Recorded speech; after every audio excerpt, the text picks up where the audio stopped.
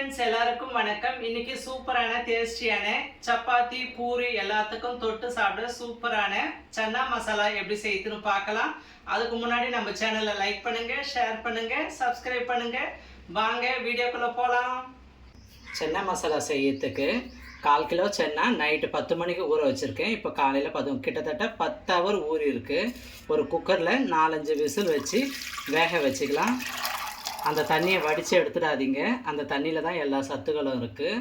அதோடு சேர்த்து வேக வைங்க.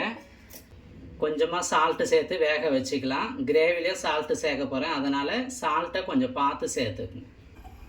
ஸ்டவ் ஆன் பண்ணிக்கலாம்.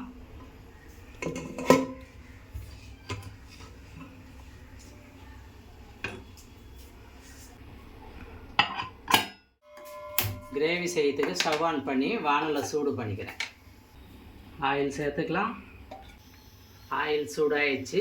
1/2 கிலோ வெங்காயம் கொஞ்சம் பெருசாக தான் நறுக்கியிருக்கேன். வதக்கி அரைக்கணும், அதனால்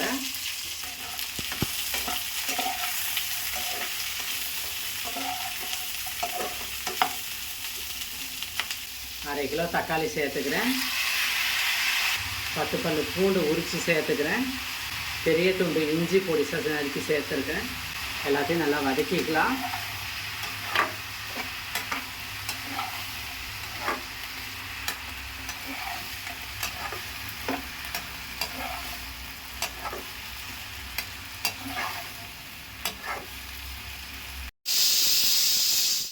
வெங்காயம் தக்காளி ஓரளவுக்கு வதங்கிடுச்சு.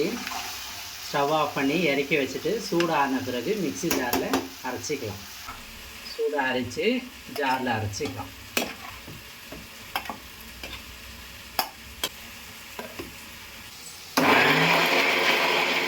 இதை மாதிரி நைஸாக அரைச்சி எடுத்துக்கணும்.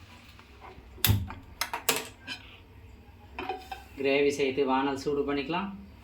தாளிப்புக்கு எண்ணெய் சேர்த்துக்கிறேன். தாளிப்புக்கு கொஞ்சம் சீரகம் சேர்த்துக்கிறேன். 3 பச்சை மிளகாய் சேர்த்துக்கிறேன். அரைச்ச வெங்காயம் தக்காளி சேர்த்துக்கிறேன். ஜாருக்கு தண்ணி சேர்த்துக்கிறேன். கரம் மசாலா 1 ஸ்பூன், தனி மிளகாத்தூள் 2 ஸ்பூன், தனியா பவுடர் 2 ஸ்பூன், தேவையான அளவுக்கு சால்ட்டு சேர்த்துக்கிறேன். 5 நிமிஷம் நல்லா வதங்கணும். எண்ணெய் பிரிஞ்சு வரணும்.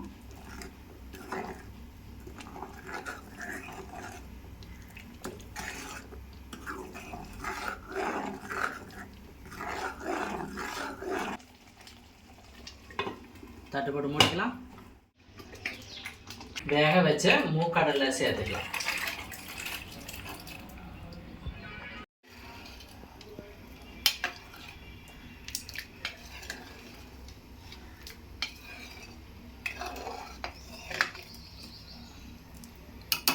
நல்லா கொதித்து திக்காகட்டும்.